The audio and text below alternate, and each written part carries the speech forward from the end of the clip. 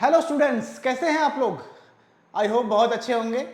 हमने 3 exercise understanding quadrilateral की कर ली है। आज हम लोग फोर्थ और लास्ट एक्सरसाइज करने वाले हैं। इसके बाद ये चैप्टर खत्म हो जाएगा और इसके बाद हम कोई नया चैप्टर स्टार्ट करेंगे। तो आइए स्टार्ट करते हैं। एक्सरसाइज 3.4 एनसीईआरटी का है, अंडरस्टैंडिंग क्वाड्रिलेटरल का ये फोर्थ एक्सरसाइज है। ओके, इससे पहले हमने 3 कर लिए हैं, 3 वीडियो पढ़ चुकी है। अगर नहीं देखा आप लोगों ने तो प्लीज उसको देख लीजिएगा। आइए स्टार्ट करते हैं। 3.4 का फर्स्ट क्वेश्चन क्या है? यहां पर आप लोग देखिए, यहां पर ये बताना है कि कौन सा स्टेटमेंट ट्रू है, कौन सा स्टेटमेंट फॉल्स है। ठीक है, तो ये बहुत थोड़े ट्रिकी क्वेश्चंस होते हैं, ये कभी कभी बहुत प्रॉब्लम होती है। कैसे करना है मैं आप लोगों को बता रहा हूं। ठीक है, फर्स्ट क्वेश्चन है, first statement, all rectangles are square. क्या सारे रेक्टेंगल स्क्वायर हैं? तो सबसे पहले हमको क्या देखना है, स्क्वायर की क्या प्रॉपर्टीज होती हैं। ठीक है, स्क्वायर की प्रॉपर्टीज ये होती है कि इसके सारे एंगल 90 डिग्री के होते हैं, बिल्कुल रेक्टेंगल के भी होते हैं। ठीक है, इसके सारी साइड्स इक्वल होती हैं, बट रेक्टेंगल में साइड्स इक्वल होती हैं नहीं होती। यहीं पर ये मार खा गया, यहां पर मैच नहीं कर रहा है, तो इसका मतलब ये क्या है, ये फॉल्स है। ये क्या है, ये फॉल्स स्टेटमेंट है। तो यहां पर मैं लिख सकता हूं एफ। समझ में आ गया? ऐसे ही बी स्टेटमेंट देखिए, ऑल रोम्बसेस आर पैरेललोग्राम। क्या सारे रोम्बस पैरेललोग्राम हैं? आइए चेक करते हैं पैरेललोग्राम की प्रॉपर्टीज क्या क्या है। आप लोग देखिए, अपोजिट साइड्स पैरेलल होती हैं और इक्वल होती हैं, तो रोम्बस में भी अपोजिट साइड्स पैरेलल है, इक्वल हैं। ठीक है, पैरेललोग्राम में अपोजिट एंगल्स भी इक्वल होते हैं, तो रोम्बस में भी अपोजिट एंगल इक्वल होते हैं। ठीक है, डायगोनल्स जो होते हैं इनके, वो बाइसेक्ट करते हैं एक दूसरे को, तो रोम्बस में भी डायगोनल्स एक दूसरे को बाइसेक्ट करते हैं। तो भैया सारी प्रॉपर्टी इसकी शो हो रही है, तो इसका मतलब ये क्या है, ये ट्रू है, सारे रोम्बस पैरेललोग्राम हैं। ठीक है, समझ में आ गया? चलिए सी देखिए, सी स्टेटमेंट क्या है, all squares are rhombuses and also rectangles. क्या सारे स्क्वायर्स रोम्बस भी हैं और रेक्टेंगल्स भी हैं? आइए चेक करते हैं। पहले स्क्वायर्स रोम्बस हैं कि नहीं ये चेक कर लेते हैं। रोम्बस की सारी प्रॉपर्टी क्या होती है, इसके अपोजिट साइड्स पैरेलल होते हैं और इक्वल होते हैं, तो स्क्वायर में भी अपोजिट साइड्स पैरेलल होती है, इक्वल होती है, करेक्ट है। और इसके अपोजिट एंगल्स भी इक्वल होते हैं, तो स्क्वायर्स में भी अपोजिट एंगल इक्वल होते हैं। ठीक है, और इनके जो डायगोनल्स हैं वो एक दूसरे को क्या करते हैं, बाइसेक्ट करते हैं, बाइसेक्ट करते हैं और 90 डिग्री पे बाइसेक्ट करते हैं। तो स्क्वायर में भी डायगोनल्स क्या करते हैं, एक दूसरे को 90 डिग्री पे बाइसेक्ट करते हैं। तो सारे रोम्बसेस स्क्वायर तो हैं, ये समझ में आ गया, ये एक तो करेक्ट लग रहा है। लेकिन क्या सारे स्क्वायर्स रेक्टेंगल हैं? आके चेक कर लेते हैं। रेक्टेंगल की प्रॉपर्टीज क्या क्या है, opposite sides equal and parallel होती हैं, इसमें भी है। सारे एंगल 90 डिग्री के हैं, इसमें भी हैं। ठीक है, और डायगोनल्स इक्वल हैं, इसमें भी है, स्क्वायर्स में भी। डायगोनल एक दूसरे को बाइसेक्ट कर रहे हैं, हाँ बिल्कुल, इसमें भी कर रहे हैं, तो ये क्या हो जाएगा, ये भी हो जाएगा ट्रू, ये हो जाएगा ट्रू। थर्ड, सारे जो रोम्बस हैं और सारे रेक्टेंगल हैं वो दोनों क्या हैं, वो दोनों स्क्वायर हो सकते हैं। सॉरी, उल्टा बोल दिया क्या मैंने? हाँ, ऑल स्क्वायर, सारे स्क्वायर्स रोम्बस भी हो सकते हैं और रेक्टेंगल भी हो सकते हैं। ठीक है, समझ में आ गया? ठीक है, कैसे चेक करना है ये मेथड आप लोग देखते रहिए, बहुत कंफ्यूजिंग है ये मेथड, ये ध्यान रखिएगा। आइए डी में देखते हैं, एक बार ध्यान रखिएगा मेथड को कैसे हो रहा है ये। ठीक है, चलिए डी क्या है, all squares are not parallelogram. ठीक है, क्या सारे स्क्वायर्स पैरेललोग्राम नहीं है? स्क्वायर्स में तो स्क्वायर्स सारे पैरेललोग्राम होते ही हैं, पैरेललोग्राम की सारी प्रॉपर्टी स्क्वायर में होती है, तो स्क्वायर भी क्या हुआ, पैरेललोग्राम हुआ, तो ये फॉल्स हो गया, ये स्टेटमेंट क्या हो गया, फॉल्स। ठीक है, ई देखिए, ऑल काइट्स आर रोम्बस। क्या सारी काइट्स रोम्बस होती हैं? तो रोम्बस की प्रॉपर्टी चेक करते हैं।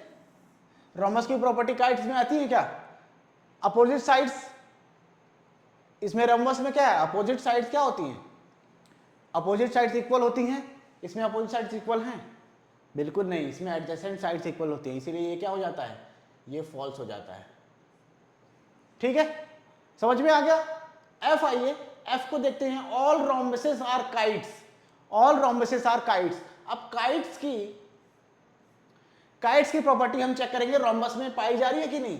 काइट्स में एडजेसेंट इक्वल होती हैं, एडजेसेंट साइड इक्वल होती हैं, तो रोम्बस में भी एडजेसेंट साइड्स इक्वल होती हैं। ठीक है, और काइट्स में क्या होता है, काइट्स के जो डायगोनल्स हैं वो एक दूसरे को 90 डिग्री पे काटते हैं, तो रोम्बस के डायगोनल्स भी एक दूसरे को 90 डिग्री पे काटते हैं। ठीक है, और कुछ स्पेशल है इसमें, और कुछ इतना स्पेशल नहीं है, तो ये क्या हो जाएगा, ये ऑल रोम्बसेस आर काइट्स, सारे रोम्बस काइट हो सकते हैं। ठीक, तो ये हो जाएगा ट्रू। ठीक है, कैसे चेक करना है समझ में आ गया। ऑल पैरेललोग्राम्स, जी स्टेटमेंट जी देखिए, ऑल पैरेललोग्राम आर ट्रेपेजियम, तो यहां पर ट्रेपेजियम की प्रॉपर्टीज चेक करेंगे पैरेललोग्राम में है या नहीं है। तो ट्रेपेजियम में क्या होता है, one pair of opposite sides parallel होती हैं, तो इसमें तो दोनों पेयर होती है, तो एक तो होगी ही ना, कम से कम एक मिल रहा है। ठीक है, तो ये क्या हो जाएगा, ये ट्रेपेजियम होगा, पैरेललोग्राम ट्रेपेजियम हो सकता है। ठीक है, तो ये भी हो जाएगा ट्रू। ठीक है, और यहां पर देखिए ऑल स्क्वायर्स आर ट्रेपेजियम, क्या सारे स्क्वायर्स ट्रेपेजियम होते हैं। आइए देखते हैं ट्रेपेजियम की प्रॉपर्टी स्क्वायर्स में प्रेजेंट होती है कि नहीं। ट्रेपेजियम की प्रॉपर्टी क्या है, हाँ, one pair of opposite sides क्या होती हैं, पैरेलल होती हैं, तो इसमें होती है ना, बस ये भी ट्रू है। एक ही प्रॉपर्टी इसकी मेन है कि ट्रेपेजियम में one pair of opposite sides parallel होती हैं। अगर ये प्रॉपर्टी स्क्वायर में आ रही है तो मतलब ऑल स्क्वायर्स ट्रेपेजियम हो सकते हैं, ऐसे ही ऑल पैरेललोग्राम्स ट्रेपेजियम हो सकते हैं। ठीक है, समझ में आ गया कैसे अप्रोच किया गया क्वेश्चन को। बहुत कंफ्यूजिंग है, बच्चों को बहुत परेशान करता है ये, थोड़ा ध्यान दीजिएगा आप लोग। ठीक है ना, चलिए क्वेश्चन नंबर 2 पे चलते हैं।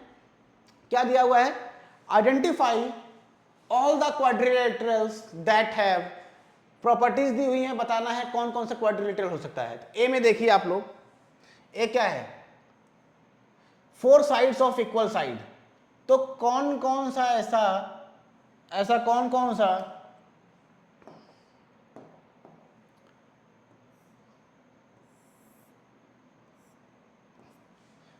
से ऐसे क्वाड्रिलेटर्स हैं जिनकी सारी साइड्स इक्वल होती हैं, 4 साइड्स ऑफ इक्वल लेंथ, तो स्क्वायर होता है कि नहीं होता है, होता है। और बताइए किसकी सारी साइड्स इक्वल होती है, रोम्बस होता है ना। ठीक है, तो स्क्वायर भी हो सकता है, रोम्बस भी हो सकता है। और 4 राइट एंगल्स, किस क्वाड्रिलेटरल के चारों एंगल्स 90 डिग्री के होते हैं, तो किसके होते हैं, स्क्वायर के भी होते हैं और रेक्टेंगल के भी होते हैं। तो इसमें क्या हो सकता है, स्क्वायर भी हो सकता है और रेक्टेंगल भी हो सकता है।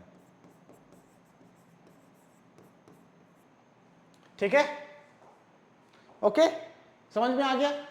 चलिए question number 3, explain how square is, कोई स्क्वायर कैसे एक क्वाड्रिलेटरल हो सकता है, एक पैरेललोग्राम हो सकता है, एक रोम्बस हो सकता है और एक रेक्टेंगल हो सकता है। ठीक है, तो आइए चेक करते हैं। तो एक स्क्वायर क्वाड्रिलेटरल कैसे है, स्क्वायर जो है एक क्वाड्रिलेटरल कैसे है, क्वाड्रिलेटरल की प्रॉपर्टी क्या स्क्वायर में आती है, 4 साइड्स। अगर उस किसी भी फिगर की 4 साइड्स हैं तो वो क्या है, क्वाड्रिलेटरल है। तो स्क्वायर में 4 साइड होती है ना, होती है ना, बिल्कुल होती है। तो क्या हो गया, क्वाड्रिलेटरल तो है ही वो, है ना। तो इसमें क्या लिख सकते हैं, it has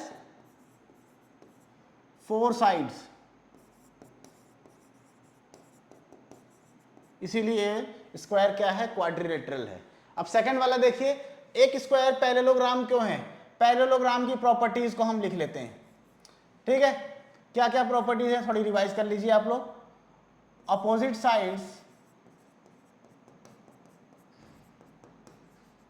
sides are equal and parallel, opposite sides are equal and parallel. और क्या होता है पैरेललोग्राम की properties, opposite angles are equal, angles are equal, और क्या होता है, डायगोनल्स बाइसेक्ट ईच अदर,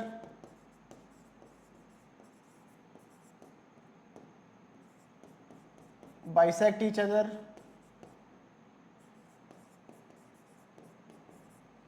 और क्या होता है, और इसकी क्या प्रॉपर्टी होती है, adjacent angles are supplementary, adjacent angles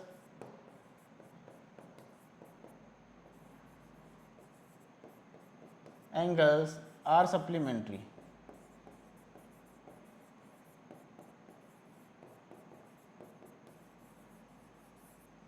adjacent angles are supplementary.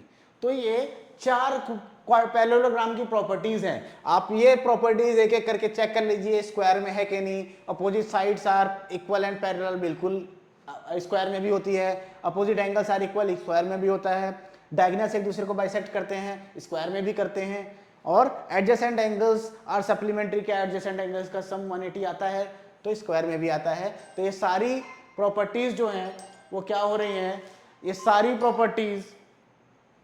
Properties square में हैं, इसीलिए ये क्या है, ये सारी प्रॉपर्टीज स्क्वायर में है, इसीलिए क्या है, ये एक पैरेललोग्राम जो है वो स्क्वायर हो सकता है।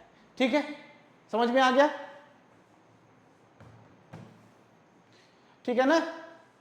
अब क्यों, क्या रीजंस है ये मैंने बता दिए। Explain how a square is a parallelogram, क्योंकि ये जो पैरेललोग्राम की प्रॉपर्टी है वो सारी स्क्वायर में पाई जाती है। ठीक है, चलिए थर्ड है और रोम्बस। अब मैं सारी प्रॉपर्टीज लिखूंगा नहीं, सिर्फ मैं बताऊंगा क्या एक स्क्वायर रोम्बस कैसे हो सकता है। रोम्बस की सारी प्रॉपर्टीज क्या होती हैं, पहली क्या है, opposite sides are equal and parallel, तो स्क्वायर में भी होता है। दूसरा क्या, diagonals bisect each other at 90 degree, square में भी होता है।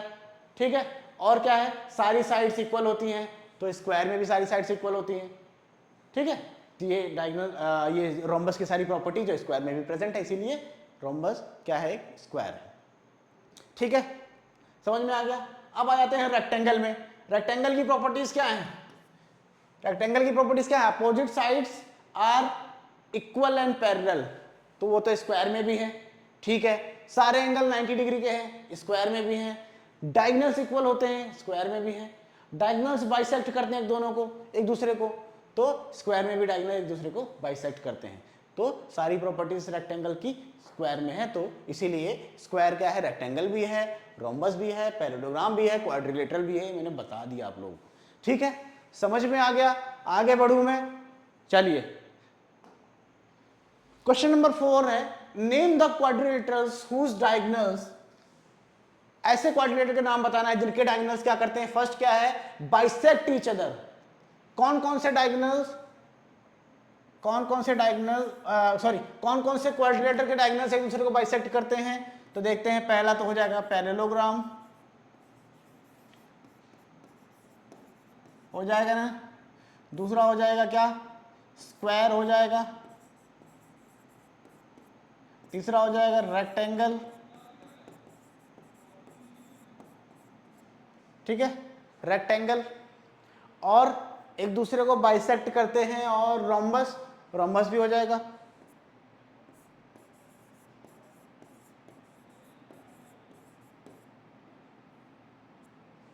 समझ में आ गया?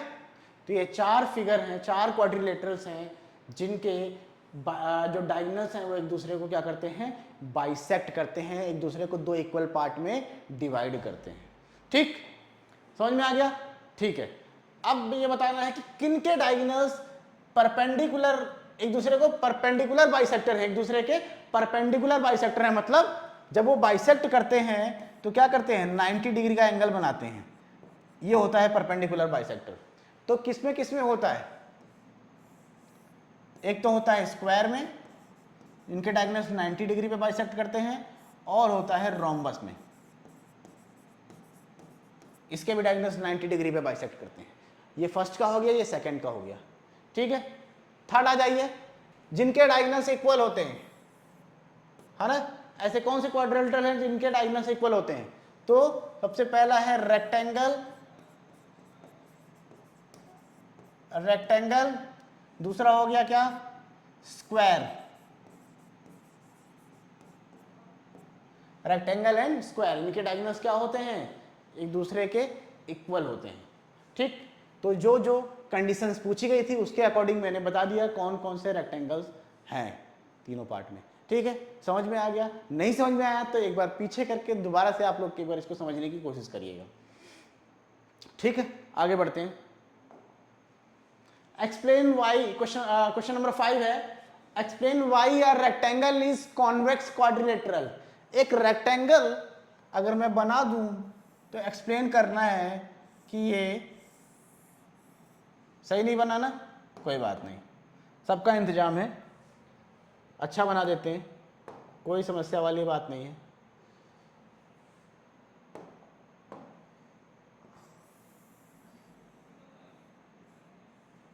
अब बताइए, ठीक है ना? चलिए, ठीक, तो explain why a rectangle is a convex quad, एक रेक्टेंगल बना दिया, ए बी सी डी। ठीक है, अब ये बताना है कि ये कॉन्वेक्स क्वाड्रिलेटरल क्यों है।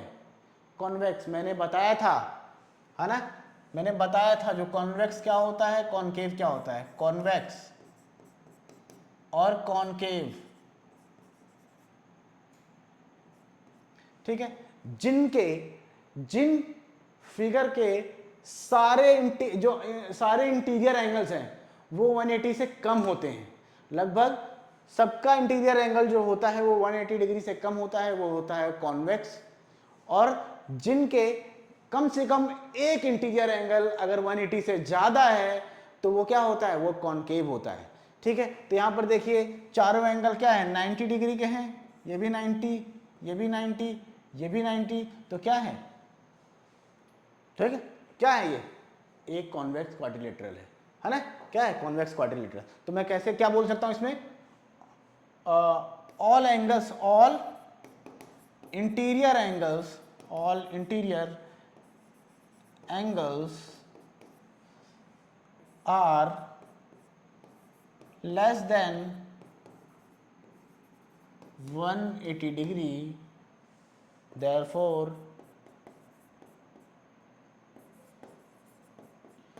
it is a convex quadrilateral।